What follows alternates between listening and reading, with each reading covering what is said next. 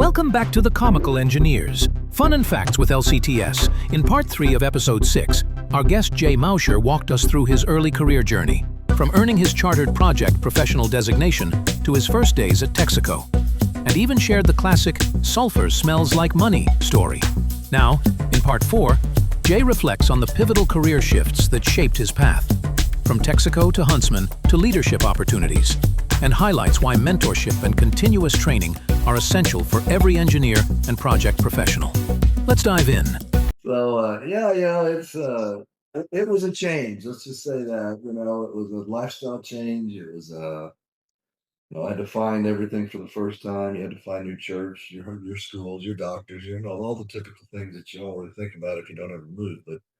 But we over our career have moved around 20 times. So that's another thing you got to get used to. I think as a professional person is you don't always have to move, but oftentimes it requires it. So yeah, we started there in 1989, and I was working in the old Texaco refinery, oldest one built and started in 1901. Um, did a lot of things, turnarounds, projects, maintenance.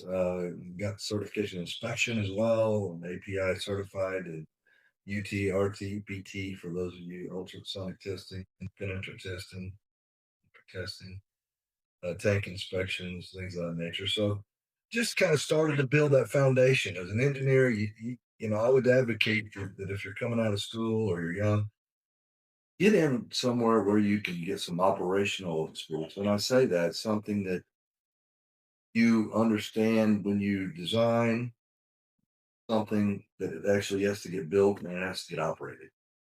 And And when you started there too, there was still the generation, a couple of generations there that knew what was underground in their head, right? And learning from a experienced group like that is certainly something that I think was a tremendous advantage for people that are our age that I think the younger group doesn't get today. yeah, that's right. And it now we have ground penetrating radar and other things that can assist us with those technologies are here to help us. But yeah, you're right. I mean, you had to rely on the people who had been there for 50 years to know, oh yeah, I remember where that's at. Um, while we were there, I had my son in 1990. It wasn't too long after we were there, and didn't take us too long to find out he was on the autistic spectrum. So he's very high functioning. He's drives his own vehicle today. He's doing real well. So, but going through life like that, I took a retirement actually, and my first retirement in 1995. Texaco was offering a package to retirees to get out early, and Jake, my son, we knew we were having some trouble. We needed some family around us. We decided to make a move back home. So I took a retirement, moved back home in 95, went to work for a small little contractor company. And again, I think this is something that people listening to the podcast should also realize. You might not always work for a big, giant, major oil, gas, electric, energy, whatever construction company. You got to do things differently, and I took what I could do to get my family home. So it was a nice thing. I mean, I ended up built a 2 million gallon wastewater treatment plant while I was there. Built water treatment plants while I was there. Did schools and hospitals, things of that nature for a few years. So that was basically 95 to 97. Then decided we needed to move again. We moved back to Mid County. This time it was very close. They call the Golden Triangle, right? So we moved back and went to work as a turnaround and event manager for Huntsman, project manager, and worked there for about 3 years. Manages, anywhere from 50 million to 300 million capital projects a year. As I was there, building the last job I was doing was building some boilers, and we ordered the boilers from a company out of Chicago, and I went up to inspect them a few times. And again, another one of these things where you all need to be on the lookout as young engineers. The owner of this company was a billionaire, and he pulled me aside. He said, "I watched you build these two boilers with us, and you really did your work. I really want you to work for me." I wasn't looking for a job, you know.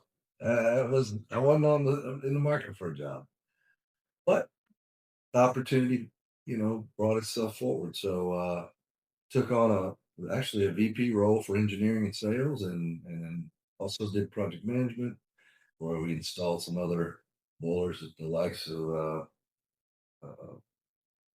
all down the road by the bridge, Stan, the Rainbow Bridge at the bottom of the bridge there on the right. What's the name of that outfit? Right at the, as soon as you come over the Rainbow Bridge out of Bridge City.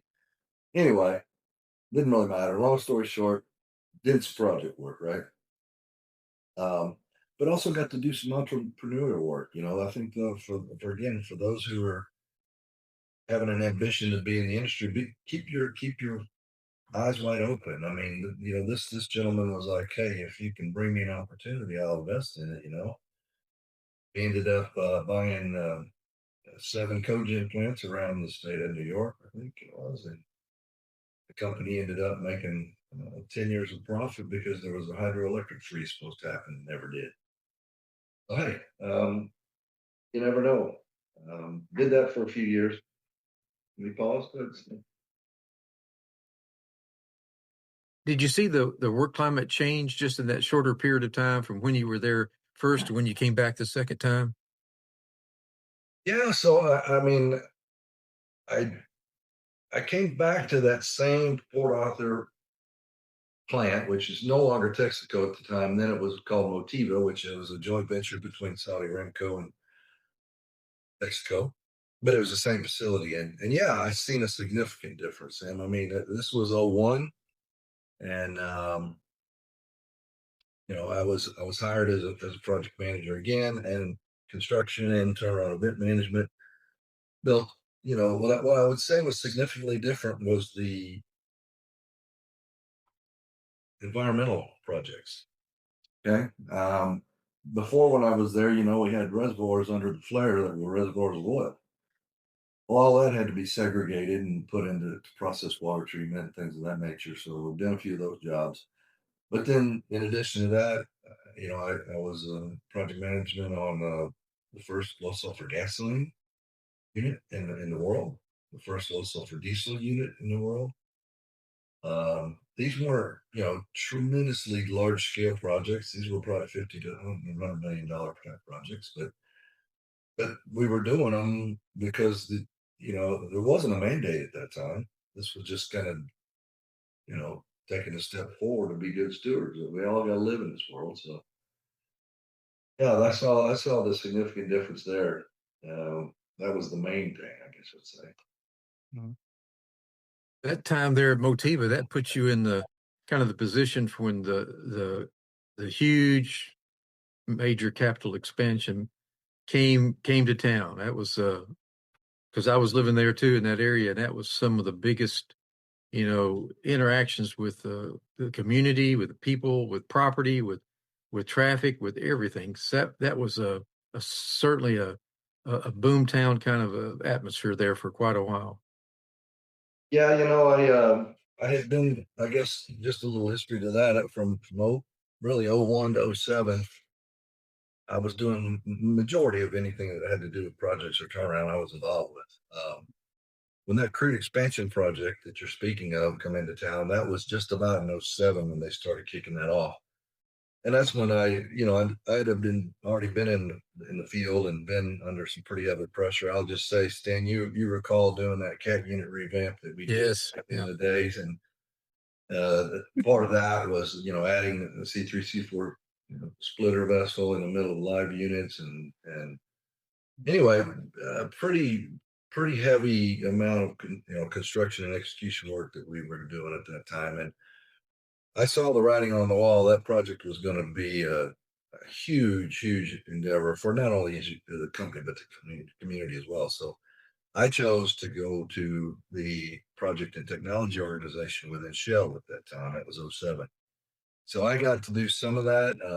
I didn't get involved in every bit of it, but again, lots of calls to you when things happen because you have a little history that nobody else might. So, but yeah, it was a big job, and it did require some unique expertise. So Finished that was '07, and then I guess after that I took on a project. I got a call, and for those of you who might be young engineers listening again, when you get an opportunity, sometimes those opportunities don't sound the greatest, but it might give you the greatest opportunity. When I say that, I got a call from Showing Energy, and they said, "Hey, got a project. It's in the field, 32% complete.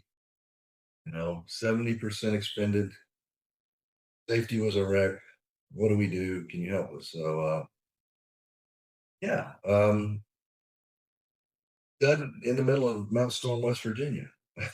So nobody, it's on a mountaintop. But hey, it was close to $1 billion worth of work, and it had to be fixed. So, you know, went up there and did it. Built the roof. How many different mentors did you have in that period of time from the start there, kind of in the Texaco, the Motiva time frame? How many mentors do you think actually helped guide your career? That's a great question. I could probably I could count them on 10 fingers, but it's somewhere between 5 and 10, I would say. You bring up a great point there, Stan. I think when we talk about mentors, but first let's define them. Though you need somebody that you're not working for; it's out of your line of business, right? Somebody that's probably two or more job grades above you. And I say that they have more experience, right? And you don't want to ever be in a position where you're working for your mentor, right? Because you won't get a solid answer. You need somebody you can talk to independently. And I think that's kind of the way I would define a mentor. So yeah, look for those. I would say early in your career is just as important as any time to put down on paper what my short-term plans, what are my long-term plans. Whether you follow those plans or not, nobody knows, right? But you need to make them. Yeah, that's so true. It made me think about that as you were talking about that path. Because one of my mentors, he told me, he said, because I was coming out of the field, working off the projects and coming into the office, and he told me, he says, I'm going to just give you one little piece of advice. And he says, I used it the same way somebody gave it to me, because he kind of had the same path in his path. And he said, you need to listen real closely to those people that are going to tell you about what you need to do. He says, because at best, they're probably going to only give you half of what really needs to take place. So you need to listen to that half real close and be ready to respond to that. And that came true so many times, as that went ahead of me. But that was experience from one of those individuals, like we were talking about earlier, that had worked in those projects, had been in the units, and knew about those things that weren't necessarily on a paper, because at that particular time I didn't have an engineering degree. And he was a type that would respect all the engineering that was ever done, but he also knew that he had certain things that would have to take place if the paperwork didn't work just right. Of course, earlier days before some of the the 3D models and those kind of things. But he said, listen real closely to what they tell you. Because you're only going to get about 50% of the real story. So True that. yeah.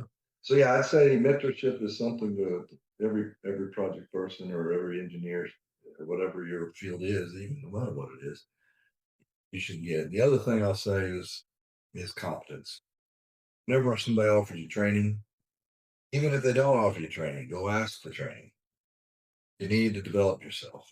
That wraps up part 4 of episode 6 of The Comical Engineers, Fun and Facts with LCTs. A big thank you to our hosts Eberhard and Stan for leading another insightful conversation with Jay Moser.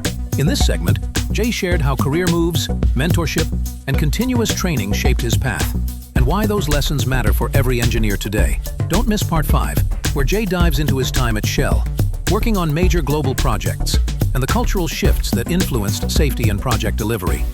And as always, follow, share, and subscribe so you won't miss what's next. Until next time,